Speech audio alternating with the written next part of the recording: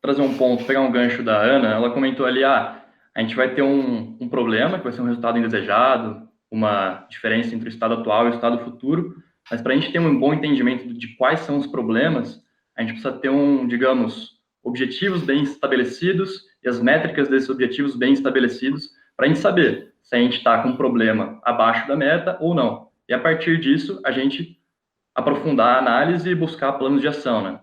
Então, eu vou falar um pouco de outro problema que imagino que deva estar sendo bem recorrente nesse cenário de incerteza, de crise, que é redefinir ou se reinventar os objetivos estratégicos e aonde eu vou ter meu foco, qual projeto eu vou dedicar os recursos que estão escassos, né?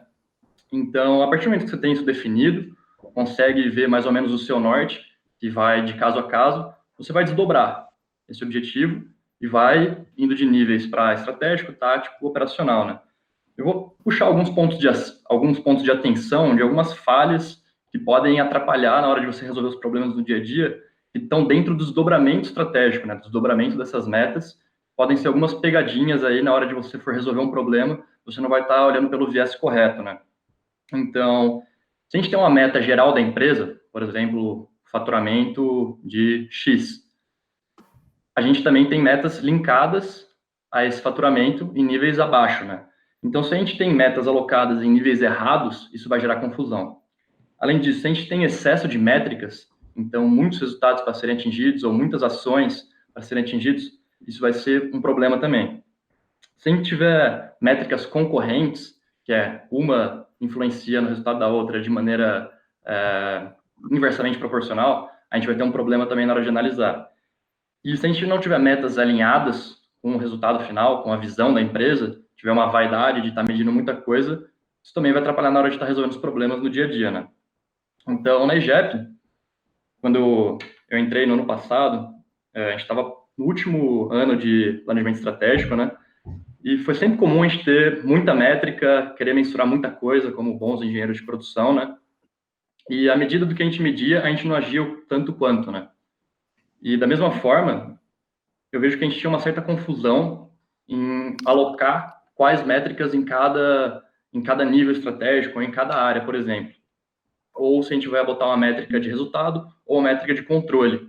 Só para dar um exemplo, a gente tinha 29, 30 membros, e uma das metas era a taxa de ocupação dos membros. Então, todo membro está executando o projeto, quanto do tempo dele, durante a EGEP, ele vai estar executando o projeto. E a gente acabou vendo no final que isso era mais um indicador de controle propriamente do que uma meta a ser batida. Porque, digamos, a gente tem a nossa meta de faturamento e a gente tem a nossa meta de taxa de ocupação, por exemplo. Para a gente bater a nossa meta de taxa de ocupação, a gente possivelmente poderia forçar projetos que não estão dentro do portfólio, ou projetos que não são interessantes, ou, enfim, forçar ações para atingir essa meta que iriam contra a estratégia da empresa, que está definida ali na nossa visão, né?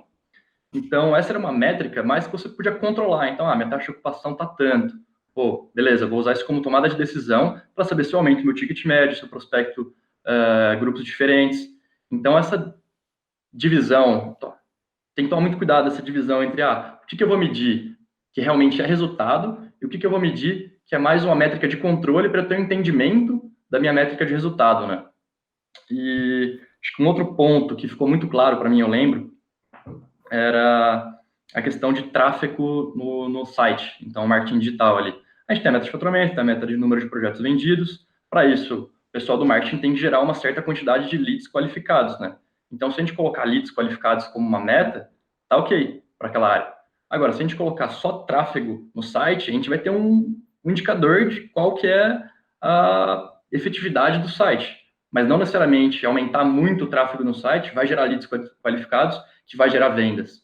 Então, tem esse desdobramento, esse cascateamento. É muito comum aparecer muita métrica vaidosa, que a gente chama, né?